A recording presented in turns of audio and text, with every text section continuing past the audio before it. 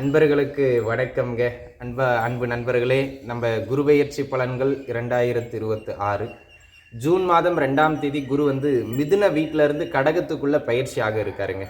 அப்படி பயிற்சியாகின்ற குரு அங்கே உச்சவலு பெற்று சில நன்மைகள், சில நல்ல ஏற்றங்கள், முன்னேற்றங்கள் இவற்றையெல்லாம் 12 ராசி நேயர்களுக்கும் தர இருக்கிறார். உங்களுடைய ஜென்ம ராசிக்கு இந்த குரு பெயர்ச்சி எப்படி இருக்கும் அப்படிங்கிறத பற்றி நம்ம இந்த பதிவில் விரிவாக பார்த்துருவோம். எங்கெல்லாம் உங்களுக்கு நன்மை, எங்கெல்லாம் நீங்கள் கொஞ்சம் கவனமாக இருக்கணும் அப்படிங்கிற விஷயத்தை நம்ம டீட்டெயில்டாக பார்த்துருவோம் நண்பர்களே. சரி, கடகராசி அன்பர்களே, கடகராசிக்காரங்களை பொறுத்த மட்டிலும் பார்த்தீங்கன்னாங்க, உங்களுடைய ஜென்ம ராசிக்குள்ளாக குரு பெயர்ச்சியாகி உச்சவலு பெறுகிறார் அன்பர்களே. எப்போவுமே ஜென்ம குரு அப்படிங்கிறது ஒரு நல்ல அமைப்பு கிடையாது. இருந்தாலும் பாக்யாதிபதி ராசியில் உச்சம் பெறுகிறார். அந்த விதத்தில் இது சில நன்மைகளையும் உங்களுக்கு தரும். சரிங்களா? முதல்ல நம்ம நன்மைகளை பார்த்துருவோம் நண்பர்களே. இதுவரைக்கும் இருந்து வந்த மனக்குழப்பங்கள் கட்டுக்குள் வரும். தேவையில்லாமல் இருந்து வந்த கணவன் மனைவி பிரச்சனைகள் கட்டுக்குள் வரும். திருமணம் ரொம்ப தாமதமாகிட்டு இருந்தவங்களுக்கு கூட இந்த காலகட்டம் கல்யாண அமைப்புகள் கைகூடி வருகிற அற்புதமான காலகட்டம் அன்பர்களே. இது தொட்டது துலங்கும், தாராளமாக முயற்சிக்கலாம். சில இடையூறுகள் இருக்கும் ராகு கேதுக்களின் அமைப்பினால. இருந்தாலும் அதெல்லாம் தாண்டி சில தடைகளுக்கு பிறகும் கல்யாணம் கைகூடி வரக்கூடிய அமைப்பு இந்த காலகட்டத்தில் உண்டு. கணவன் மனைவி பிரச்சனைகள் இருந்து வந்த கடுமையான பிரச்சனைகள் கட்டுக்குள் வரும். கவலைப்பட வேண்டிய அவசியம் இல்லை. அதே போல் அன்பு நண்பர்களே, பூர்வீக சொத்துக்கள் ஏதேனும் கிடைக்க வேண்டியிருக்கு, ஆனால் தடைப்பட்டுக்கிட்டு இருக்கு அப்படின்னா அந்த பூர்வீக சொத்துக்கள் கிடைக்கிறதுக்கான வாய்ப்பு இந்த காலகட்டத்தில் உண்டு. தாராளமாக நீங்கள் முயற்சிக்கலாம். அதனை அடுத்ததாக பூர்வீக சொத்துக்கள் மட்டும் இல்லாமல் நீங்கள் வெளியூரில் இருக்கீங்கன்னா சொந்த ஊரில் இருந்து அப்பப்போ சில நல்ல செய்திகள் சேர்ற ஒரு வருஷமாக இந்த குரு பெயர்ச்சி காலகட்டம் உங்களுக்கு அமையும். அதே போல் இந்த காலகட்டத்தை பொறுத்த மட்டிலும் பார்த்தீங்கன்னா, குழந்தை பாக்கியம் இல்லாமல் தவிச்சிக்கிட்டு இருக்கிற அன்பர்களுக்கும் குழந்தை பாக்கியம் கிடைக்கக்கூடியது மாதிரியான ஒரு நல்ல காலகட்டம் அன்பர்களே. சரிங்களா? அதுலேயும் எந்த விதமான மாற்று கருத்தும் கிடையாது. உங்கள் பிள்ளைகளோட வளர்ச்சி உங்களோட சிறப்பாக இருக்குங்க. நீங்கள் ஒருவேளை வயதான கடகராசினியர்களாக இருக்கீங்கன்னா உங்கள் பிள்ளைகளினுடைய எதிர்காலம், பொருளாதார வாழ்க்கை, குடும்ப வாழ்க்கைன்னு எல்லாம் சிறப்பு பெறும். அதை கண்டு நீங்கள் மன மகிழ்ச்சி பெறுவீர்கள். பிள்ளைகளால் மன மகிழ்ச்சி பெறக்கூடிய ஒரு நல்ல காலமாக இந்த காலம் அமையும்.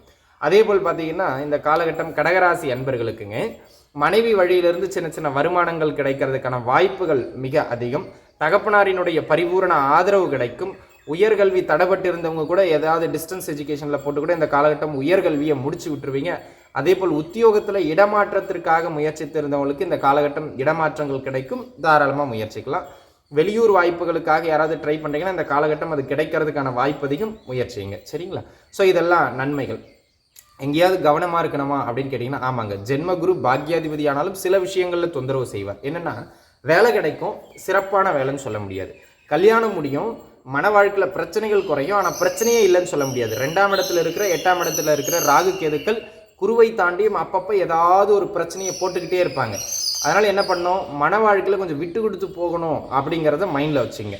ஜென்மத்தில் குரு அமரும்போது அவர் 6ஆம் அதிபதியும் ஆகிறதுனால அப்பப்போ இந்த உடல்நிலையில் ஏதாவது ஒரு தொந்தரவுகள் வந்துக்கிட்டும் போய்கிட்டும் இருக்குங்க. சரிங்களா? ஸோ கூடுமான வரையிலும் ஆரோக்கியத்திலையும் மன வாழ்க்கையிலையும் பொருளாதாரத்திலையும் கொஞ்சம் நிதானமாக எந்த ஒரு விஷயத்தில் கால் வச்சாலும் வைக்கணும். ஏன்னா இது பெரிய ஏற்றத்திற்கான அமைப்பு இல்லை. என்னதான் ஜென்ம ராசிக்குள்ள குரு உச்சம் பெற்றாலும் கூட அவர் பெரிய அளவு நற்பலன்களை தருகிற அமைப்பில் இல்லை. பிற வருட கிரகங்களும் உங்களுக்கு சாதகமாக இல்லை. சரிங்களா? அப்போது முக்கியமான விஷயம், தொழில் சார்ந்து பொருளாதாரம் சார்ந்துலாம் எதுவும் அகலக்கால் வச்சிடாதீங்க. அதிக முதலீடுகள் போடுறதுலாம் வேண்டாம். ஏன்னா பெரிய வருமானத்திற்கான அமைப்புகள் அப்படிங்கிற மாதிரிலாம் சூப்பராக இல்லை இந்த காலகட்டம். ஆஸ் யூஷுவல் என்ன போயிட்டு இருக்கோ அதான் போகும். அதனால் பொருளாதார ரீதியாக அதிக அகலக்கால் வைப்பதை அன்பர்கள் தவிர்த்து கொள்ளணும் அப்படிங்கிறது தான் அட்வைஸ் இந்த காலகட்டத்தில். சரிங்களா? என்ன இருந்தாலும் கடகராசி நேயர்களுக்கு இது ஒரு 50% நன்மை, 50% கொஞ்சம் ரொம்பவே கவனமாக இருக்கணும் அப்படிங்கிற காலகட்டம் தான். இது பொது பலன் தாங்க. ஒருவேளை உங்கள் சுயஜாதகம் நல்லா இருக்குன்னா ஓகே. நீங்கள் எந்த ஒரு முக்கிய விஷயம் செய்கிறதா இருந்தாலும் உங்கள் சுயஜாதகத்தை பாருங்கள். தசாபுக்தி நல்லா இருக்குன்னா நீங்கள் பண்ணலாம். தசாபுக்தி நல்லா இல்லைன்னா தயவு செஞ்சு அதில் இறங்காதீங்க. எக்கனாமிக்கல் வைஸ் ரொம்ப கவனமாக இருக்கணும் அப்படிங்கிறது தான் உங்களுக்கான அட்வைஸ். சரிங்களா? ஆரோக்கியத்துலேயும் கொஞ்சம் கூடுதல் கவனம் வச்சுக்கிடுங்க. அன்பர்களே, இந்த வருடம் உங்களுக்கு சிறப்பாக இல்லை இந்த குரு பெயர்ச்சி. அடுத்த குரு பெயர்ச்சி சிறப்பாக இருக்கும். அது வரைக்கும் கொஞ்சம் நிதானமாக இருங்க. ஏன்னா பிற கிரகங்களின் கோச்சாரமும் நல்லா இல்லை. நிதானிச்சிருப்பதே உங்களுக்கு தலை சிறந்த பரிகாரம். நல்லா இருப்பீங்க நண்பர்களே. மீண்டும் ஒரு நல்ல பதிவில் சந்திப்போம். சரிங்களா? நன்றிங்க.